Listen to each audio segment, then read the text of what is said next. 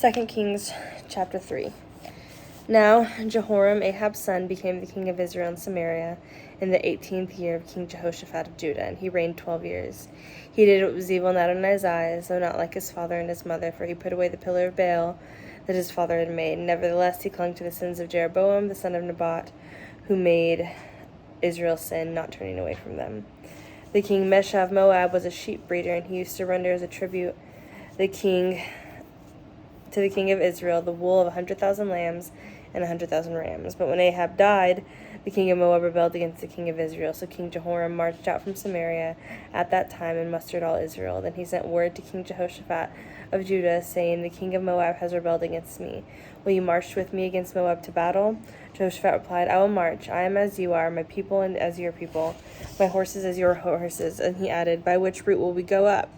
He answered, "The route in the wilderness of Edom." So the king of Israel and the king of Judah and the king of Edom marched. They kept circling round about for 7 days, but there was no water for the army or for the animals that followed them. "Ah," the king of Israel cried, "Adonai has called these 3 things together to deliver them into the hand of Moab. Elisha foretells Moab's defeat. But Jehoshaphat said, "Isn't there a prophet of Adonai here, that we may inquire of Adonai by him?" One of the king of Israel's servants answered and said, "Elisha, son of Shaphat, who used to pour water in the hands of Elijah, is here." Jehoshaphat replied, "The word of Adonai is with him." So the king of Israel, Jehoshaphat, and the king of Edom went down to him. But Elisha said to the king of Israel, "What do I have to do with you? Go to the prophets of your father and to the prophets of your mother." "No," the king of Israel said to him, "for has Adonai brought these 3 kings together only to deliver them into the hand of Moab?" Elisha said, "As Adonai Zavat lives, before whom I stand, were it not that I respect the presence of King Jehoshaphat of Judah, I would not look at you or even see you. Now bring me a musician. Now as the musician played, the hand of Adonai came upon him, and he said, "Thus Adonai says, make this valley full of trenches. For thus says Adonai, you will not see wind, nor you will see rain, yet this valley will be filled with water. So you will drink, both you and your cattle and your animal. Yet this is an easy thing in Adonai's eyes, for he will also deliver the Moabites into your hand. Then you must strike every fortified city and every major town, cut down every good tree, stop up all the springs of water, and ruin every good field of stones." Then it came to pass in the morning, about the time of offering up the sacrifice, behold, water was flowing from the direction of Edom, so the water covered the land. Meanwhile, the Moabites heard that the kings had marched to fight against them, so they gathered themselves together, all that were able to put on armor and older, and stood at the border. When they rose up early in the morning and the sun was shining upon the water, the Moabites saw the water from a distance as red as blood. So they said, "This is blood. The kings have surely clashed swords and slain each other, now to spoil Moab." But when they came near Israel's camp, the Israelites rose up and struck the Moabites who fled before them. Then they invaded, slaughtered the Moabites, then destroyed the cities. Also each man threw his stone into every good field and covered it. Then they stopped up all the springs of water and cut down all the good trees until nothing was left except Kir-Haresh with the stones of its wall. However, the slingers encircled and struck it down. When the king of Moab saw that the battle was too fierce for him, he took with him 700 swordsmen to break through the king of Edom, but they could not. Then he took his firstborn son, who should have become king in his place, offered him as a burnt offering on the wall. There was a great wrath against Israel that they withdrew from him and returned to their own land. Excuse me. 2 Kings chapter 4, the miracle of multiplying oil. Now a certain woman of the wives of the sons of the prophets cried out to Elisha, saying, "Your servant, my husband, is dead. You know that your servant feared Adonai. Now the creditor has come to take my 2 children to be his slaves. What should I do for you?" Elisha asked her, "Tell me, what do you have in the house?" She replied, "Your handmaid has nothing in the house except a jar of oil." Then he asked, "Go borrow for yourselves vessels from all your neighbors, empty jars, just a few, not just a few. Then go inside and shut the door behind you as behind your sons, and pour all those into all those vessels, setting aside what is full." So she left him and shut the door behind her and behind her sons. And they kept bringing vessels to her, and she kept pouring. When the vessels were full, she said to her son, "Bring me another vessel." But he said to her, "There isn't another vessel." So the oil stopped. Then she came and told the man of God. So he said, "Go sell the oil and pay your debt. Then you and your sons can live on the rest." the Shunammite hospitality. One day when Elisha passed through Shunem, there was a prominent woman who persuaded him to eat some food. And so it was whenever he passed through, he would stop for a meal. Then she said to her husband, "Behold, now I realize that this man who often passes through is a holy man of God. Please let's make a little walled room on the roof, and let's put there a bed, a table, a chair, and a lampstand for him. Then whenever he comes says, he can stay here." One day he came there and retired to the upper chamber and lay down there. Then he said to Gehazi his servant, "Call the Shunammite woman." When he had called her, he stood before her. He said to him, "Tell her, behold, you have gone to all this trouble for us. What can be done for you? Can something be communicated to the king or to the commander of the army for you?" She answered, "I am living among my own people." So he asked, "Then what should be done for her?" Then Gehazi answered, "In fact, she has no son, and her husband is old." "Call her," he said, and when he had called her, she stood in the doorway. Then he said, "At this season next year you will be embracing a son." She said, "No, my lord, do not lie to your handmaid, man of God." Nevertheless, the woman conceived and bore a son during that season the following year, just as Elisha had told her. Now when the child was grown, one day he went out to his father among the reapers. Then he said to his father, my head, my head." So he said to his servant, "Carry him to his mother." So he picked him up and brought him to his mother. The child sat on her lap until noon and then died.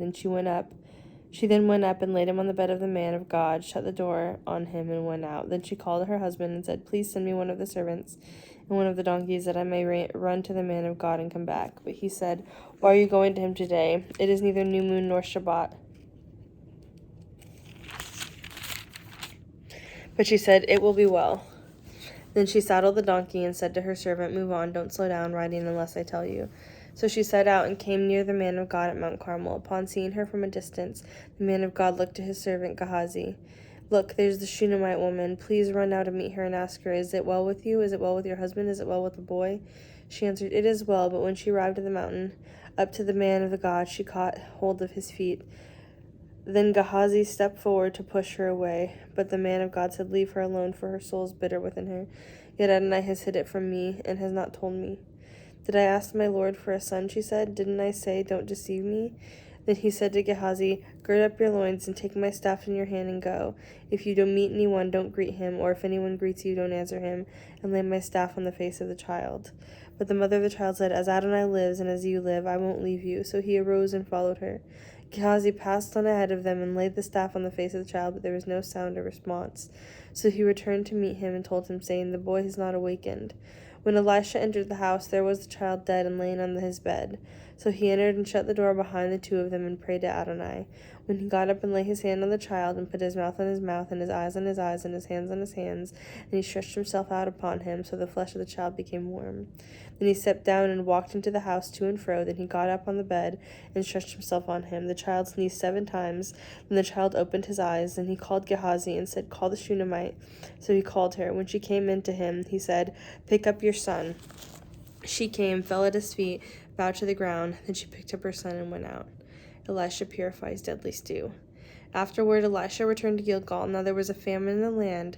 As the sons of the prophets were sitting before him, he said to his servant, "Put on the large pot to boil stew for the sons of the prophets." Then one of them went out to the field to gather herbs, found a wild vine, and picked from it a lapful of wild gourds. Then he came back and sliced them into the stew pot, for they didn't know what they were.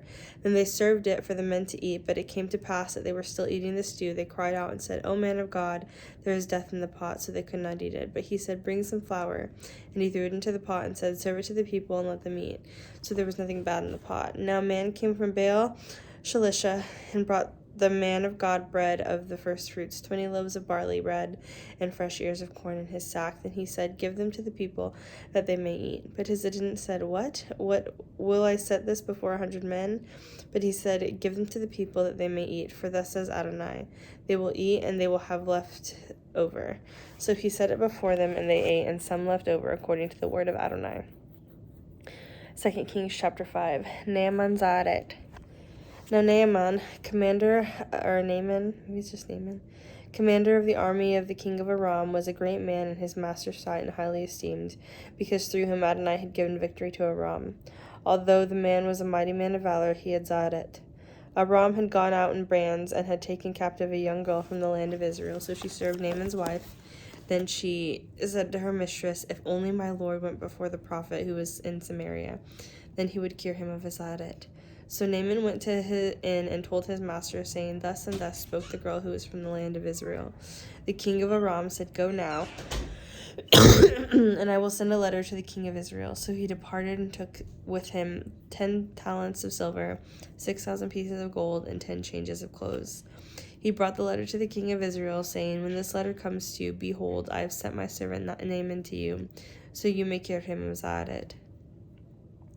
When the king of Israel had the letter, he ripped his clothes and said, Am I God to kill and to make alive, that this man is sending me to cure a man of his addit? But please consider and see how he is seeking a pretext against me. Now when Elisha the man of God heard that the king of Israel had rent his clothes, he sent word to the king, saying, Why have you rent your clothes? Please let them come to me, and he will know that there is a prophet in Israel. So Naaman came with his horses and his chariots, and stood at the doorway of the house of Elisha. So Elisha sent him a messenger, saying, Go and wash in the Jordan 7 times, and your flesh will be restored, and you will be clean. But Naaman was angered and walked away, saying, I thought he would surely come out to me, stand and call on the name of Adonai his God, and wave his hand over the spot, and cure the Zadet. Aren't Amana and Pharpar, the rivers of Damascus, better than all the waters of Israel? Couldn't I wash in them and be clean? So he turned and went away in rage. But his servants approached him and spoke to him and said, My father, if the prophet had told you to do something difficult, would you not have done it? How much more than when he told you to only wash and be clean? So he went down and dipped himself 7 times in the Jordan, according to the word of the man of God.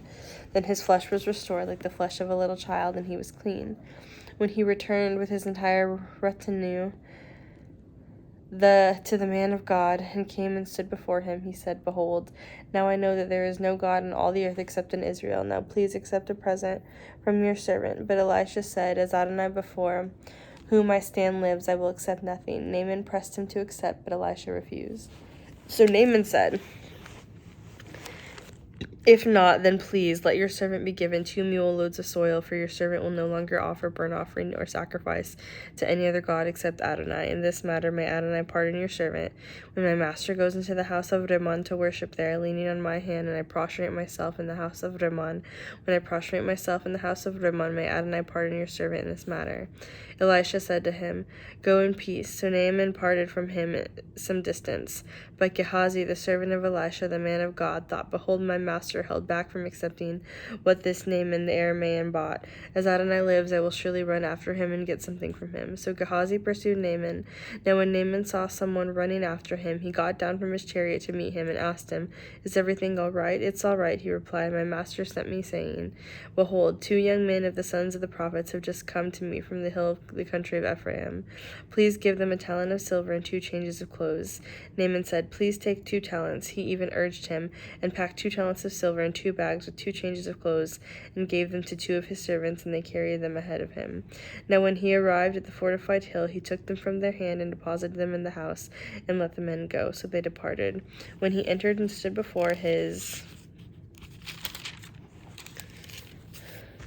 master, Elisha asked him, Where have you been, Gehazi? So he replied, Your servant has gone nowhere. Then Elisha said to him, Didn't my heart go when the man got down from his chariot to meet you? Is it a time to accept money and accept clothes, or olive groves and vineyards, or sheep or oxen, or male and female servants? Therefore Zahadat of Naaman will cling to you and to your offspring forever. Then he went out from this presence with Zahadat as white as snow.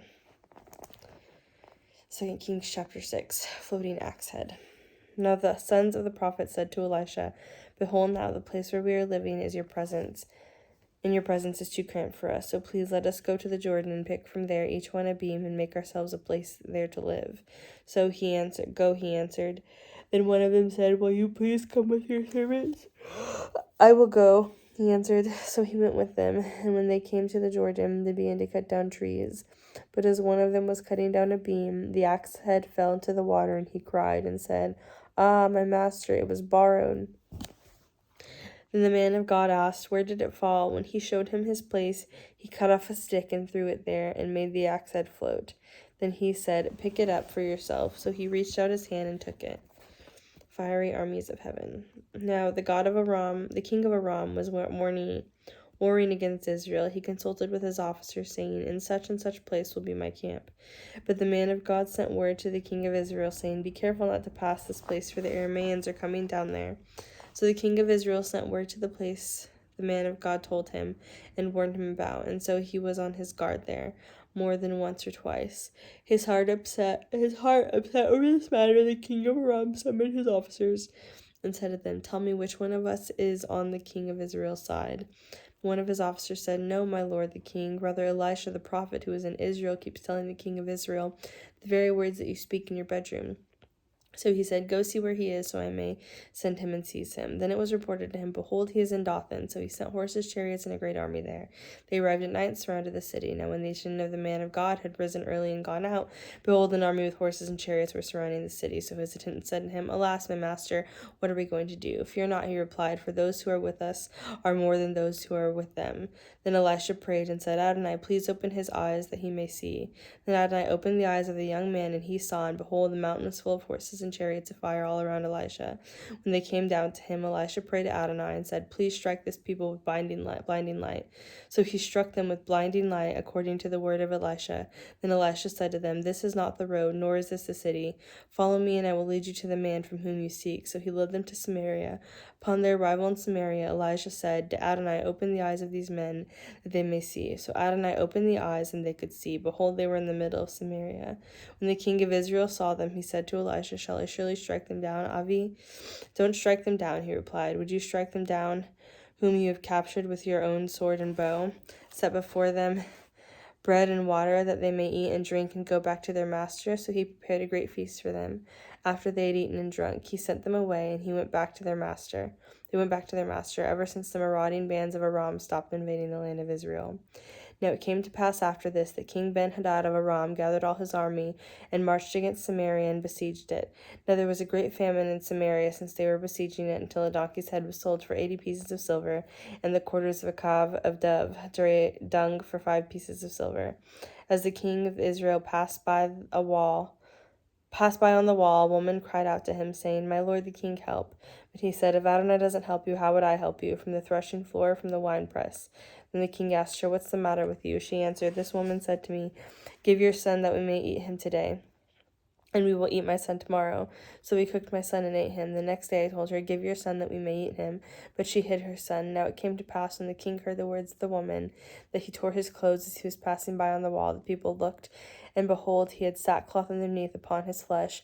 Then he said, may God do so to me, and even more, if the head of Elisha, the son of Shaphat, remains on him today. Now Elisha was sitting in his house, and the elders were sitting with him.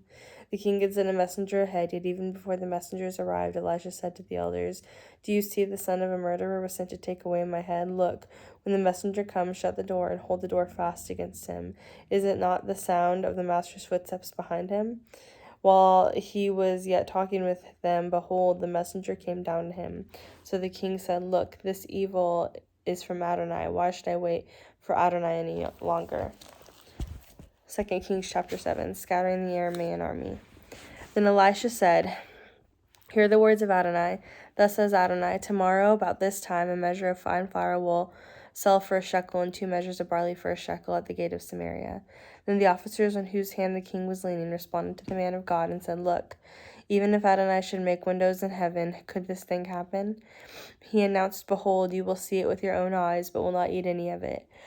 Now there were 4 men resolved at the entrance of the gate, and they said to one another, why should we sit here till we die? If we say, let's go into the city, then the famine is in the city, so we will die there. But if we sit still here, we'll die also.